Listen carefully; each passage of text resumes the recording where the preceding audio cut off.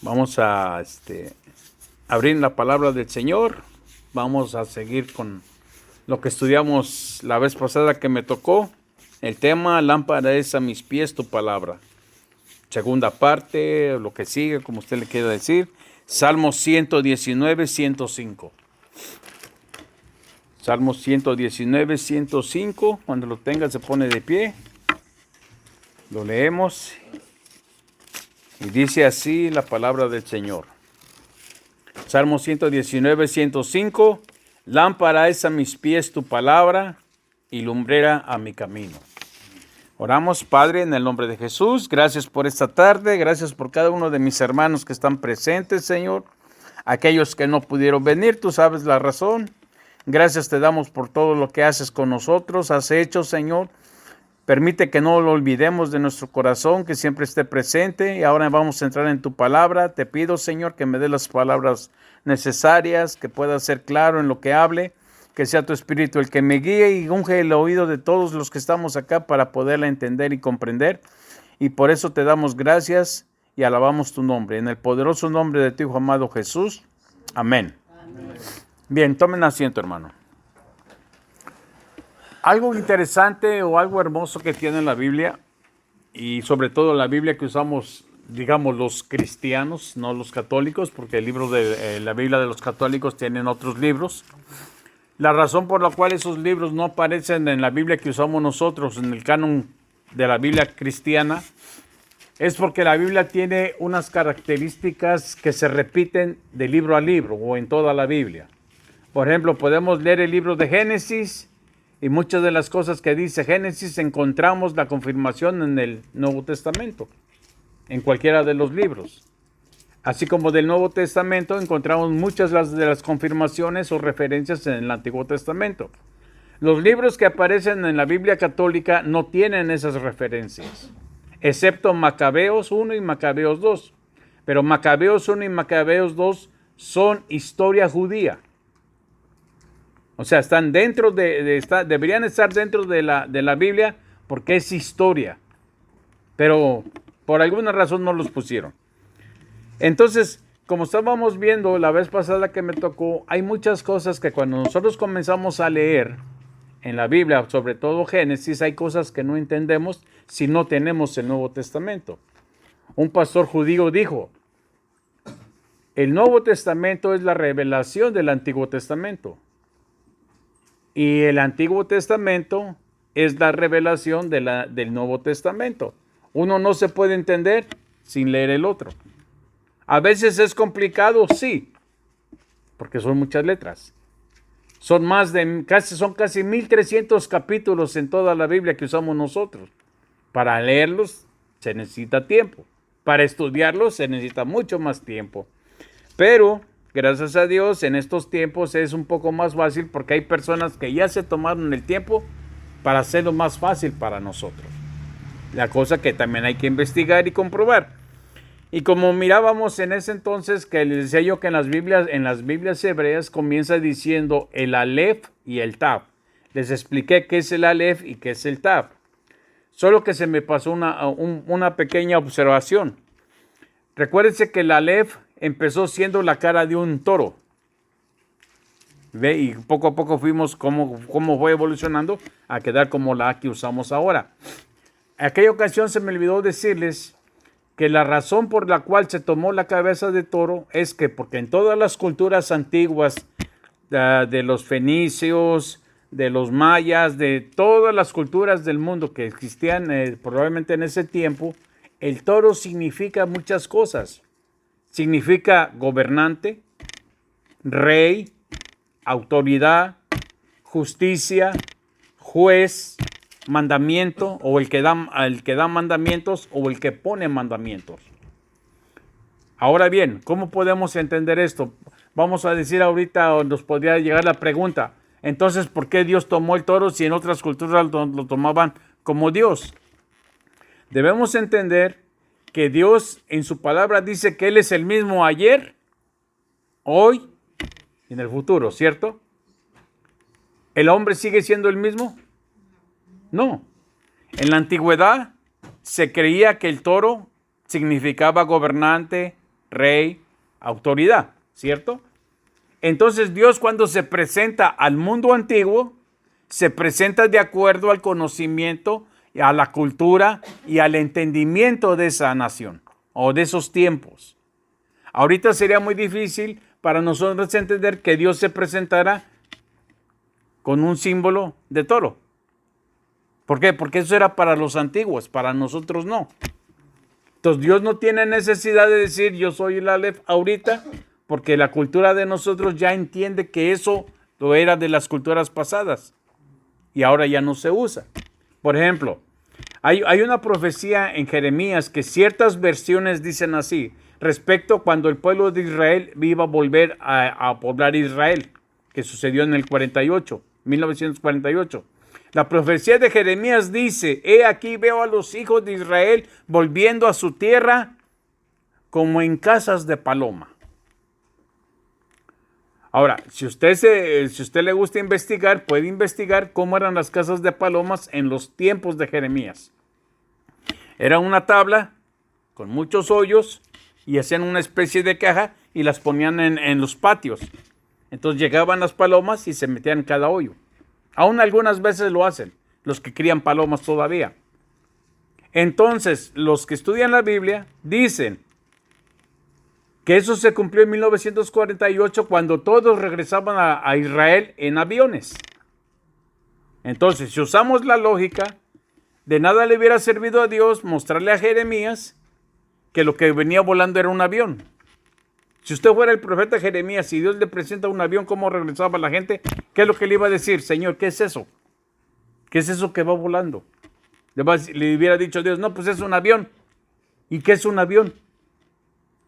Entonces Dios lo que hizo, le mostró al profeta Jeremías algo con lo que él estaba acostumbrado a ver. Volvamos al tiempo de nosotros.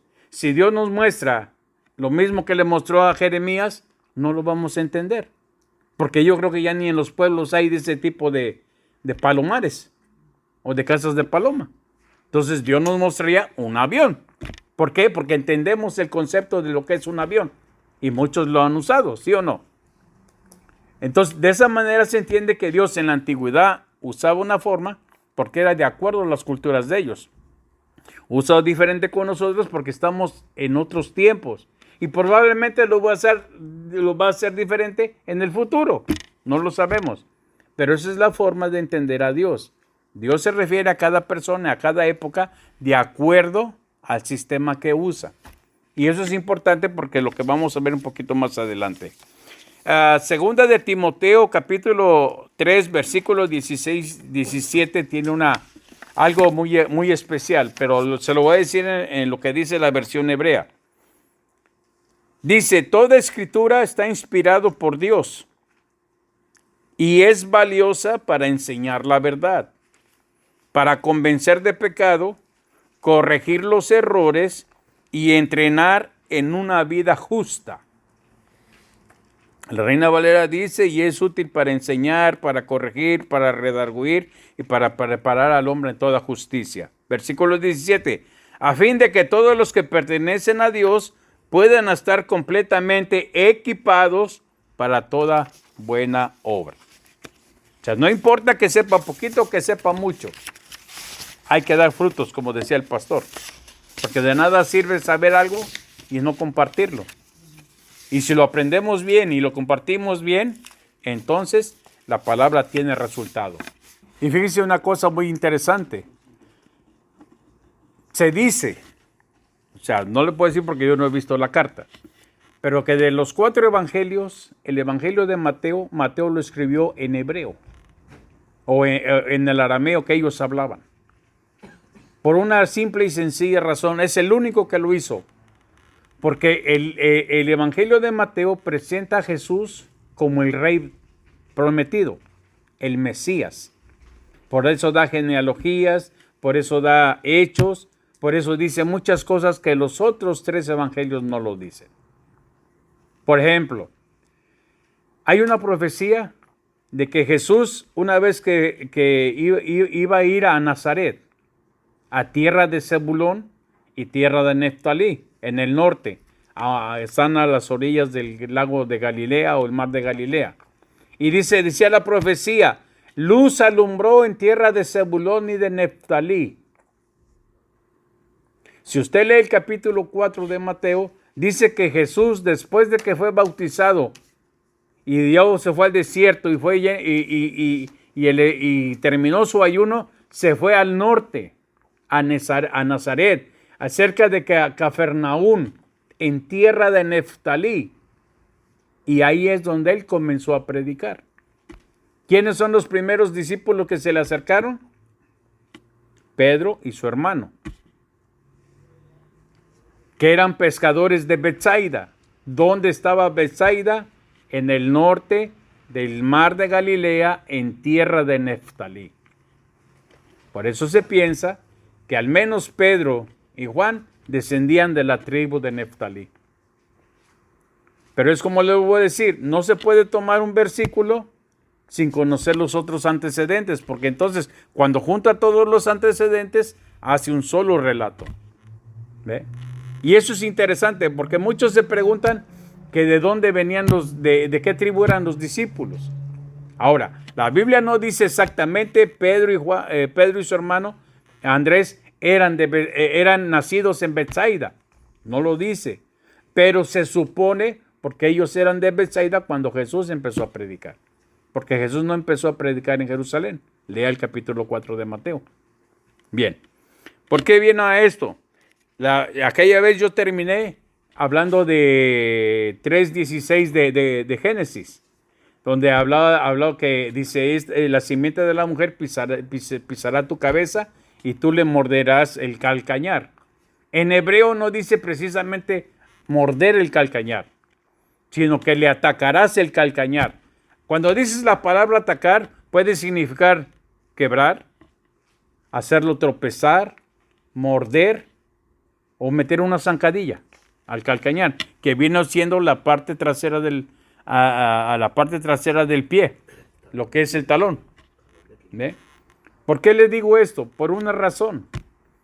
Porque se piensa o se deduce que Judas Iscariote, el que traicionó al Señor, era de la tribu de Dan. Y es muy interesante. Fíjese lo que dice respecto al calcañar. Dice, ¿cómo y por qué se cumplió la profecía de Génesis 3:15 que dice, y tú le herirás en el calcañar? Génesis 49:17, el capítulo 49 de Génesis, Jacob antes de morir le da profecía a todos sus hijos. A todos sus hijos. La profecía que le da a Neftalí, le dice, Neftalí, tú eres como sierva del prado. Y se acuerda que Salmos dice que todos debemos desear a Dios o la palabra de Dios como el siervo brama por las aguas. O sea, da a entender que los de Neftalí iban a ser los primeros siervos dentro del rebaño de Dios. Pero fíjese lo que dice Génesis 49:17. Será Dan serpiente junto al camino, víbora junto a la senda, que muerde los talones del caballo y hace caer hacia atrás el jinete. Fueron que más de 1000 años antes de esa profecía que se cumplió en Cristo por medio de Judas. Por eso le digo, la Biblia nunca va a escuchar usted que diga Judas, descendiente de tal y tal de tribu de Dan. Pero se deduce por las profecías, porque las profecías se cumplen. Fíjese lo que dice Salmos 41:9. Aún el hombre de mi paz, Salmos 41:9. Salmos 41:9. Aún el hombre de mi paz, en el que yo confiaba, el que de mi pan comía, alzó contra mí el calcañar.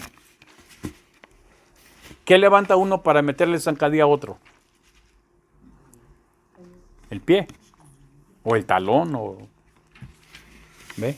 Y aquí en Salmos está diciendo una profecía que se cumplió. El hombre que de mi pan comía, ¿se acuerdan?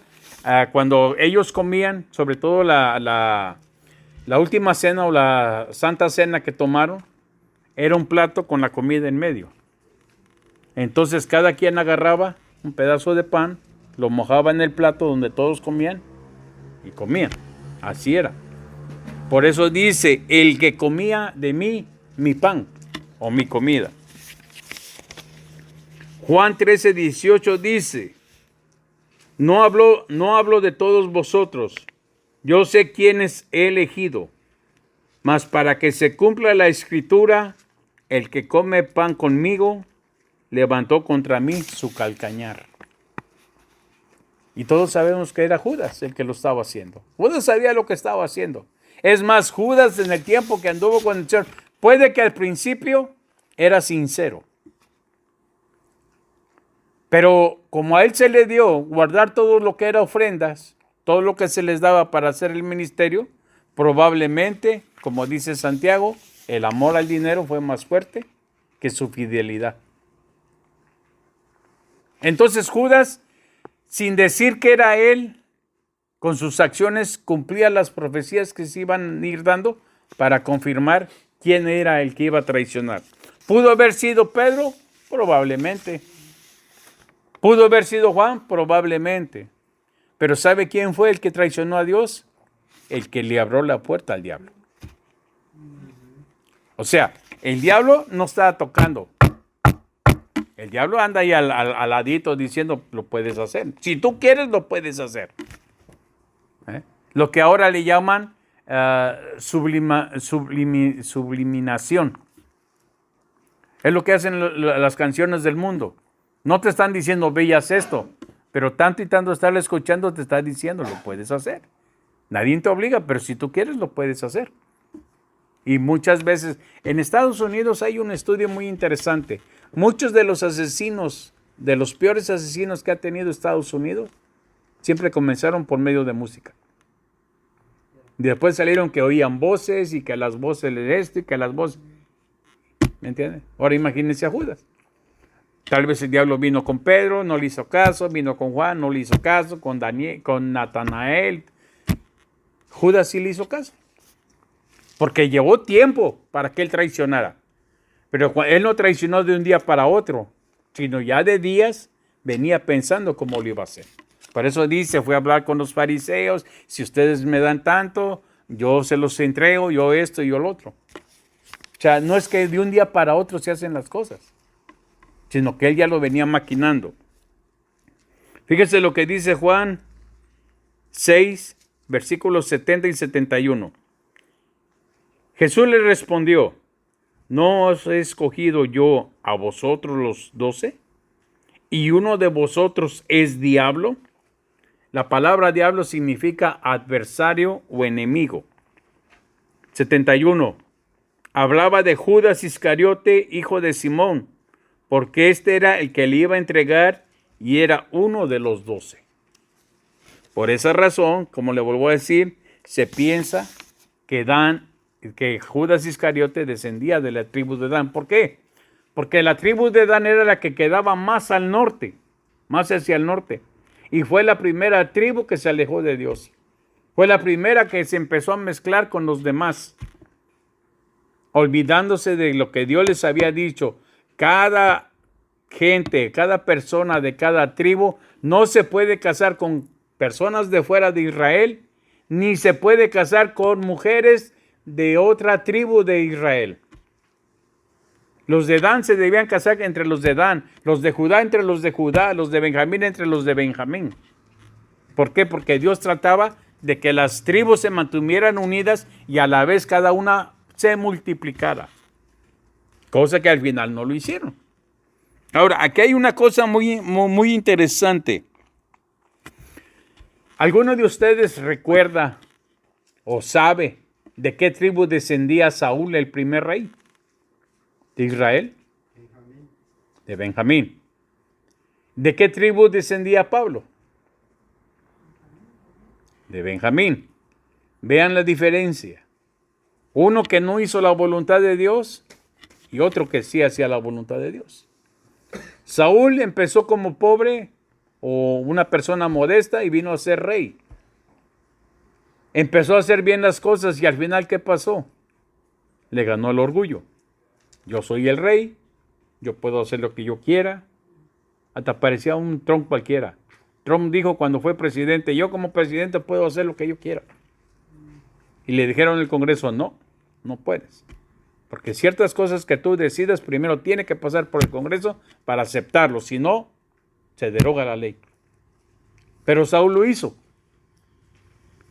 Y fíjese una cosa, si usted lee el capítulo 49 de Génesis, cuando Jacob le da profecía a su hijo Benjamín, le dice esto: tú Benjamín quiere decir hijo de mi diestra, Ben-Yamín, hijo de mi diestra. Dice, tú serás como lobo rapaz. Ahora, tenemos que entender que cuando él los compara con animales, lo está comparando con sus cualidades de cada animal. El lobo rapaz, no sé si ustedes alguna vez han leído qué es lo que hace un lobo. Un lobo cuando tiene hambre, no le importa el tiempo, no le importa la distancia y no le importa lo que tenga que hacer para conseguir comer una presa. Pueden ser días, pueden ser horas, pueden ser semanas. Pero él siempre obtiene lo que quiere. No tiene miedo. No cualquier cosa lo asusta. Ahora, usemos esas cualidades en este Saúl. ¿Cometió muchos errores? Sí. ¿Él sabía que los estaba cometiendo? Sí. Pero era necio, terco, obstinado. Y eso lo llevó a perder muchas cosas que Dios le había dado. Y lo peor, perder el Espíritu de Dios, porque dice, y Dios se apartó de él o quitó su Espíritu de él. Y terminó arruinado. En cambio, si vemos a Pablo empezó siendo un fariseo, un religioso y lo que quiera. Pero cuando él entendió la palabra, fue muy diferente. Las cualidades eran las mismas. ¿Dónde usted lee que Pablo alguna vez hizo para atrás? Lea nomás el libro de los Hechos. ¿Cuántas veces echó para atrás Pablo? Cuando un profeta le dijo, así te van a amarrar y así te van a hacer ahora cuando subas a Jerusalén, ¿acaso dijo, no voy? Si allá me esperan para matarme, voy por acá. Pablo era obstinado por hacer la voluntad de Dios. Y eso le daba la valentía. Entonces, los dos descendían de Benjamín, sí. ¿Tenían profecías por parte de Jacob? Sí. Uno lo usó para bien y el otro no lo usó bien y terminó mal. Eso es lo que muchas veces, lo que enseñaba el pastor la vez pasada. En una iglesia hay quienes quieren hacer la voluntad de Dios y hay quienes nomás vienen, pero no quieren hacer la voluntad de Dios. Así de fácil. ¿El problema fue de Jacob? No. ¿Fue de Benjamín? No. ¿El problema es de mi mamá? No. El problema es mío. Yo decido si lo hago bien o lo hago mal. ¿Sí o no? Es decisión de cada uno. Y no le podemos echar la culpa al diablo. El diablo no viene y le agarra la mano a uno para que vaya a robar. El diablo no le agarra los pies para llevarlo a una cantina. Uno va porque quiere ir. Aunque por dentro está diciendo, no debo tomar, y se está echando la Coca-Cola, la cerveza, lo que sea. El diablo hace su trabajo, parece su trabajo. Por eso le llaman el tentador. No el obligador. O algunos de ustedes, cuando andábamos en el mundo, el diablo nos agarraba la mano para hacer lo que no debíamos hacer. No. Nomás que muchas veces el ser humano es como Adán. Le andamos echando la culpa a otro de lo que nosotros hacemos. Ahora bien, hay una cosa muy interesante que a mí durante muchos años me hacía volar mi cabeza porque había cosas que no entendía. Y el número 5, o el punto número 5 es, ¿Dios se ha dejado ver por los hombres? Si usted escucha a los mormones, en su doctrina dicen que cuando el hombre Smith, apellido Smith, fue llamado por Dios, Dios se le apareció en toda su magnificencia. y le dijo, tú vas a levantar una iglesia que va a predicar la verdad, que, bueno, todas esas tonterías que ellos enseñan. Entonces la pregunta ¿es cierto que Dios se presenta a los hombres? Y en esto quiero que volvamos otra vez al punto que les digo. En la antigüedad Dios se presentaba de acuerdo al conocimiento, a la cultura que habían de esas personas o tenían esas personas. Ahorita Dios se presentará de la forma que estamos viviendo o la cultura que conocemos nosotros. En el futuro tal vez será igual. ¿Ves? Pero para esto quiero que entendamos una cosa. Fíjese lo que dice Génesis 17:1. Es la primera vez que habla de que Dios se presenta a los hombres. Era Abraham de edad de 99 años cuando le apareció Jehová y le dijo, yo soy el Dios Todopoderoso. Anda delante de mí y sé perfecto. ¿Cómo sabemos que era Dios Papá, el Dios Padre? Dice, yo soy el Dios Todopoderoso. La vez pasada yo le dije, hay títulos que Dios Padre tiene que no se aplican al Hijo. Hay títulos que le pertenecen al Hijo que no se le pueden poner al Papá. Así de sencillo. Cuando dice Dios Todopoderoso, se está presentando Él mismo como el primero y el principal y el único. Pero aquí viene una cosa muy interesante.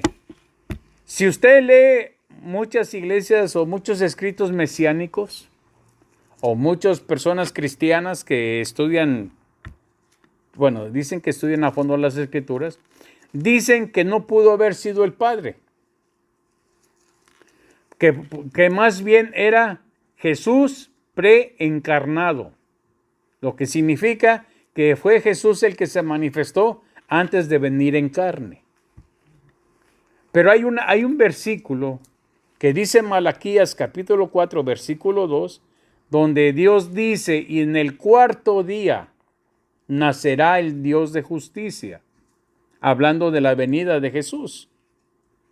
Entonces, si Dios ya había determinado que hasta el cuarto día, cuarto milenio, nacería Jesús o se manifestaría Jesús, ¿usted cree que Dios iba a permitir que Jesús se mostrara o lo iba a mandar a que se presentara preencarnado?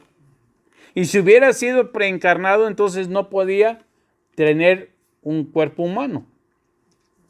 Porque después volvió a visitar a Abraham y comió y bebió. Entonces la Biblia no se puede contradecir. Ahora aquí viene un asunto muy interesante. Fíjese lo que dice Génesis 18. Génesis 18, 1 y 2. Después le apareció Jehová en el encinar de Mamre, estando él sentado a la puerta de su tienda en el calor del día, y alzó sus ojos y miró, y aquí 3 varones que andaban junto a él. 3 varones, no dice semejanza de varones, porque incluso habló con ellos, comió con ellos, bebió con ellos. Le dijo Génesis 18:8, le dijo a Sara, toma también mantequilla y leche y el becerro que había preparado, y lo puso delante de ellos, y así estuvo él con ellos debajo del árbol y comieron. ¿Ok? Génesis 18:15 dice, entonces Sara negó diciendo, no me reí porque tuve miedo. Y él dijo, no es así, sino que tú te has reído, cuando le dijo que iba a tener un hijo. Entonces quiere decir que Sara también lo vio. Ahora bien, aquí viene una gran pregunta. ¿Por qué ellos sí lo vieron y Moisés no lo pudo ver? ¿Se acuerdan? Cuando se le apareció, ¿qué le dijo Moisés a él? Déjame ver tu gloria, ¿cierto? Le dijo, no, porque no hay hombre que viva después de ver mi rostro.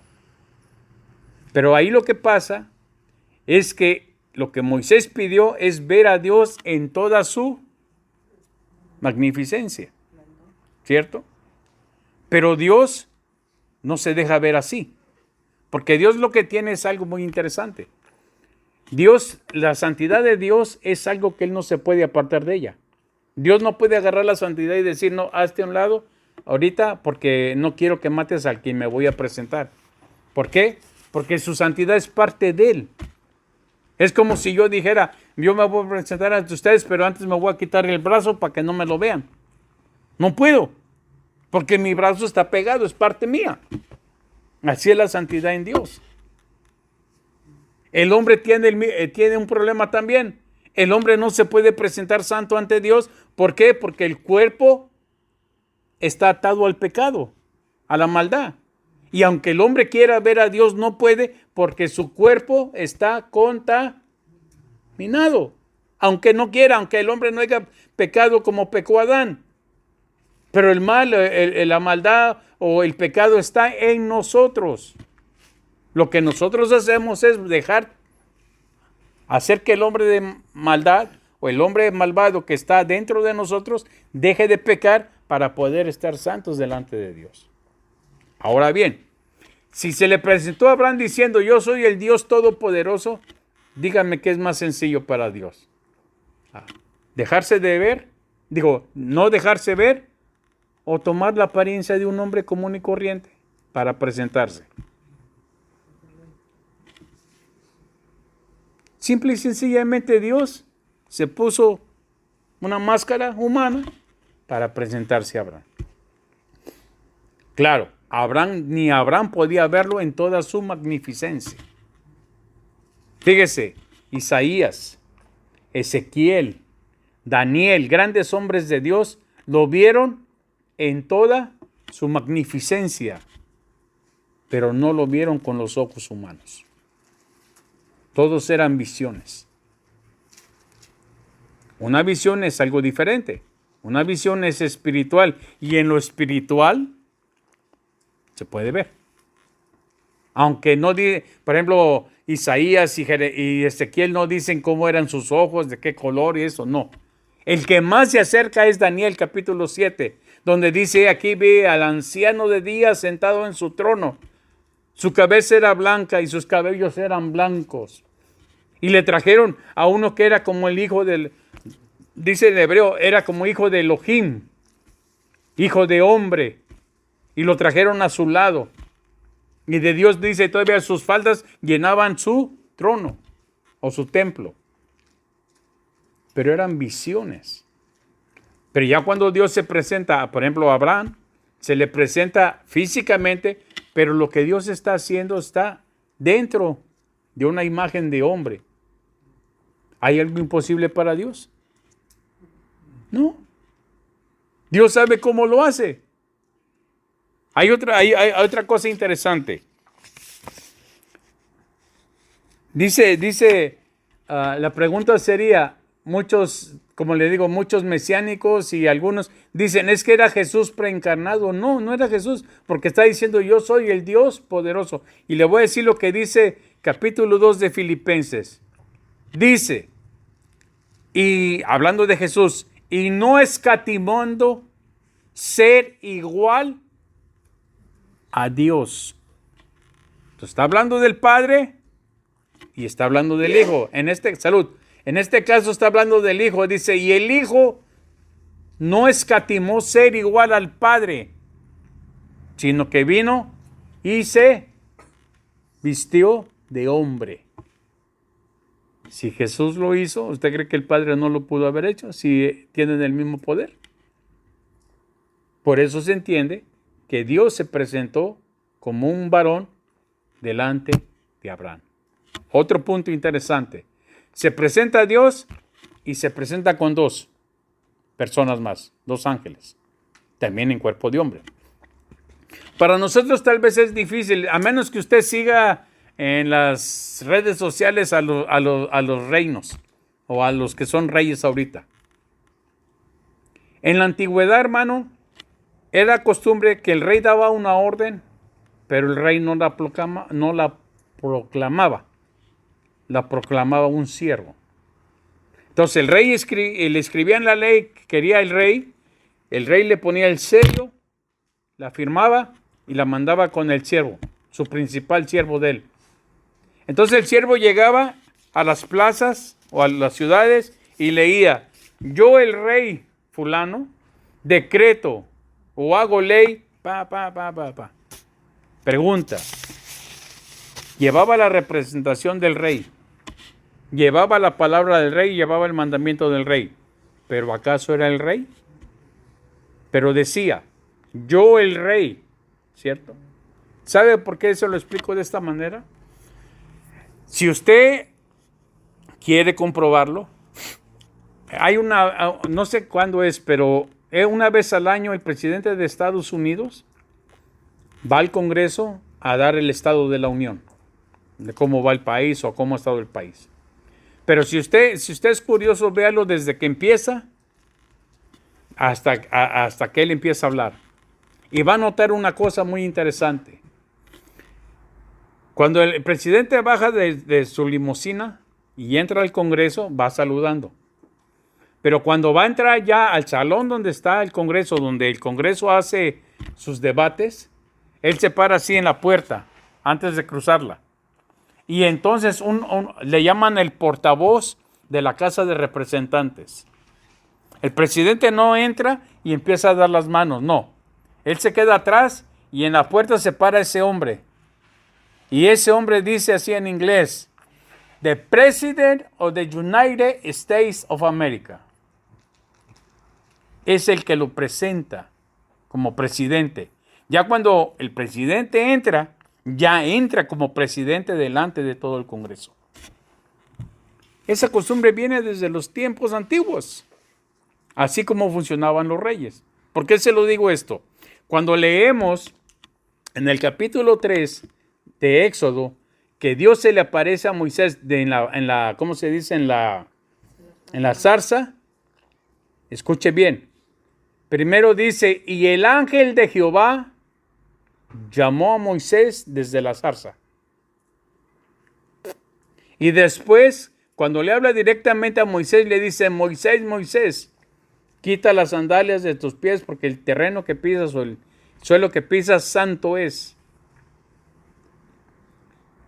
Entonces muchos dicen, o es el ángel de Jehová o era Jehová. Sencillo. Dios trae su mensajero que lo presenta. Y el ángel de Jehová le habló a Moisés. Pero ya cuando empieza a hablar, es el Dios Todopoderoso. ¿Se acuerdan la profecía del papá de Juan cuando nació Juan? ¿Qué fue lo que dijo? Porque tú eres el mensajero. Voz que clama en el desierto. Preparad el camino de Dios. ¿Qué es lo que hizo Juan el Bautista cuando apareció Jesús? Él es el Cordero de Dios. Las Biblias en hebreo de estudio dicen esto, que la persona o el varón que se presentó allí era Miguel, por una simple y sencilla razón. Fíjese lo que dice Éxodo 3, versículos 2 al 4. Y se le apareció el ángel de Jehová en una llama de fuego en medio de una zarza. Y él miró y vio que la zarza ardía en fuego y la zarza no se consumía. Entonces Moisés dijo, iré yo ahora y veré esta grande visión. Visión.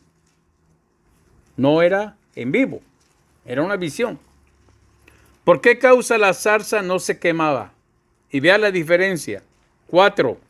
Viendo Jehová que iba a ver, lo llamó Dios de en medio de la zarza. ¿Quién lo llamó primero? El ángel de Jehová. ¿Quién en el versículo 4, quién le habló? Dios. Lo llamó Dios en medio de la zarza y dijo, Moisés, Moisés, y él respondió, heme aquí. Se presentó como una zarza Dios también. ¿Ok? Ahora bien, a lo que dice el pastor. Las Biblias en hebreo de estudio dicen que era Miguel. ¿Por qué? Porque Miguel se presenta en Daniel se presenta como el príncipe, o más bien Gabriel lo presenta como el príncipe de los ejércitos celestiales. Ahora bien, ¿por qué razón piensan esto? Como dijo el pastor, entra una pregunta, ¿quién era? La forma de que ellos lo explican es de esta manera. ¿Se acuerdan cuando José le explicó la visión, el sueño que había tenido el faraón? ¿Qué hizo el faraón después, cuando lo nombró gobernador? Se quitó su anillo de gobernante y se lo puso en la mano a José.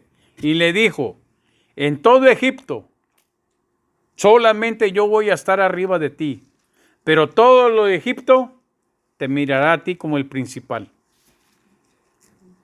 Era costumbre en las antigüedades que el rey ponía el sello en las manos del siervo o se lo daba en sus manos, y eso significaba que aunque él no estuviera presente, representaba al rey.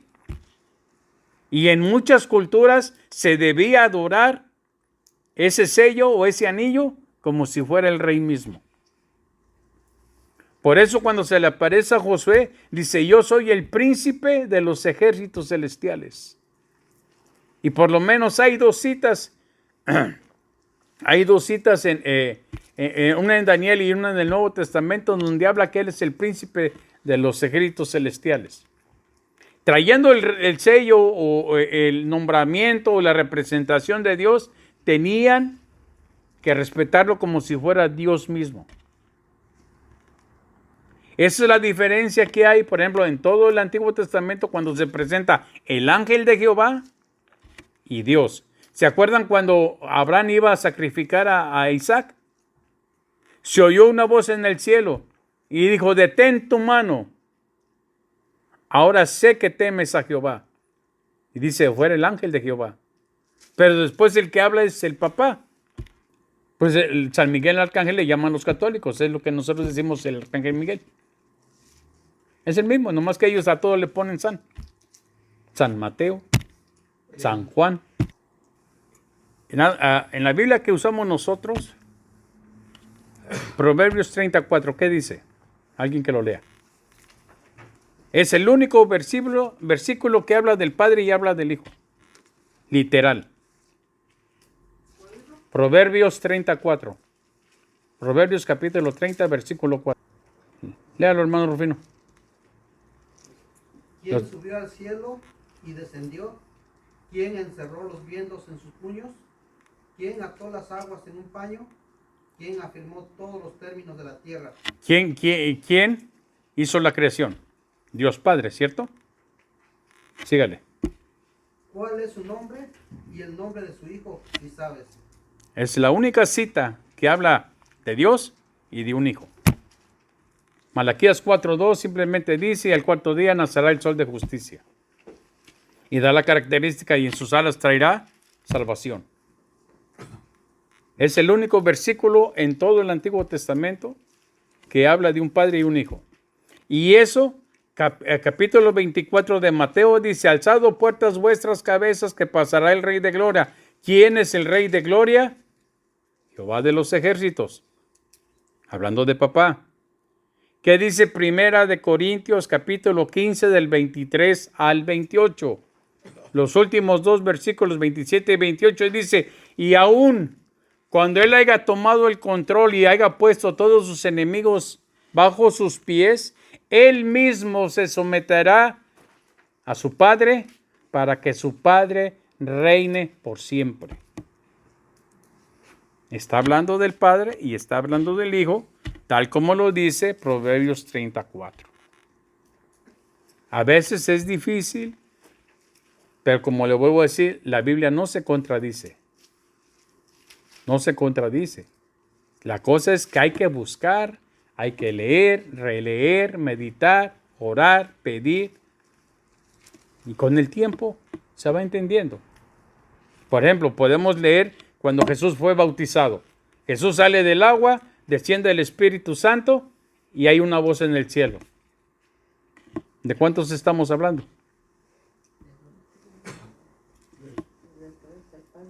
Cuando en el monte de la transfiguración Jesús se aparece con Moisés y con Elías y se oye una voz en el cielo. ¿Quién habló? Tal vez, yo sé que es difícil, tal vez es difícil entenderlo, pero no, para eso tenemos la oración. Para eso podemos preguntarle al Señor si lo confirma. Sí, hermano. En el Evangelio de Juan 14:6, 14, 8 dice, Felipe le dijo, Señor, muéstranos el Padre y nos basta. Jesús les dijo, ¿tanto tiempo hace que estoy con vosotros y no me has conocido, Felipe? El que me ha visto a mí, ha visto al Padre. ¿Cómo pues dices tú, muéstranos al Padre? ¿No crees que yo soy en el Padre y el Padre en mí? Las palabras que yo os hablo, no las hablo por mi propia cuenta, sino que el Padre que mora en mí, Él hace las obras. Está hablando de dos. Entonces, ¿para qué Jesús va a decir, si ya me vistes a mí, yo soy el que haga las palabras, porque allá en el cielo yo las di y ahora las vengo a cumplir abajo? Está hablando de dos. Ahora, si es pregunta, hermana, recuerde lo que dice Filipenses 2. No escatimando ser igual a Dios. Lea el capítulo 7 capítulo 7 de Daniel, dice, y estaba sentado en el trono un anciano de días, cabeza blanca, cabellos blancos, y sus faldas cubrían el templo. Y fue traído uno como hijo de Dios, como hijo de hombre, y lo trajeron a su lado y le dijo, mi hijo eres tú. Si leemos capítulo 1 de Apocalipsis, cómo era Jesús glorificado. Su cabeza blanca, sus cabellos blancos y sus ojos como llama de fuego. ¿Por qué dice como llama de fuego? Si lee capítulo 49 de Génesis, cuando le da la profecía a Judá y le dice, y tus ojos serán fuego ardiendo. Y de ti vendrá mi regidor. Dice, de ti vendrá mi regidor que los gobernará con vara de hierro. Dice, y todo eso vendrá hasta que venga Silo. Silo es un nombre profético, un título profético para Jesús. Por eso Jesús, cuando trajeron a aquel ciego que le puso lodo en los ojos, le dijo, ve al estanque de Silo. Silo en arameo. Hasta que venga Silo. Y esa palabra se repite muchas veces. Y Dios así lo permitió hasta que venga Silo. El enviado, el mensajero. Eso es lo que significa Silo. Jesucristo, Hijo de Dios, y el Espíritu Santo mismo. Lo vemos en Génesis cuando estaban hablando. Vamos a crear al hombre, vamos a hacer esto, vamos a poner esto en orden, vamos a hacer esto. Es complicado. Y a veces si seguimos con esa temática o ese tema, podemos hasta caer en el enredo. Porque es complicado y a la vez no es fácil de explicar o no es fácil de entender. Es más fácil decir, bueno, aquí está Dios Padre, aquí está el Dios Hijo y ahí está el Espíritu Santo, aquí están los tres Dios. Entonces estaremos cayendo en lo que las religiones dicen, estamos adorando a tres dioses. No, estamos adorando a un solo Dios. Pero ustedes dicen que tienen a Dios Padre, Dios Hijo y Espíritu Santo, ¿sabe cómo es eso? No te lo puedo explicar, pero adoramos a un solo Dios. Pero entonces, pastor, tendríamos que quitar 1 Corintios 15 del 23 al 28. No se puede quitar la escritura. Bueno, entonces, si no lo podemos quitar, tenemos que entenderlo. Y si ahí dice que Jesús, una vez que esté gobernando sobre sus enemigos, se haya puesto todo bajo sus pies, él, dice Pablo, él mismo se someterá a aquel que le sometió todas las cosas bajo sus pies, y entonces Dios Padre reinará por siempre. Ese es el versículo que los mismos testigos argumentan, que dicen que Dios Hijo está sometido al Padre y que Dios Hijo todavía es un ser creado y que Dios, Jesucristo, no es Dios. Y se basan en ese versículo para decir todo eso, para crear sus doctrinas también. No está hablando de eso, no está hablando de David. Bueno, eso es un estudio que vamos a hacer más adelante. Bueno, hermanos, pues ya se terminó.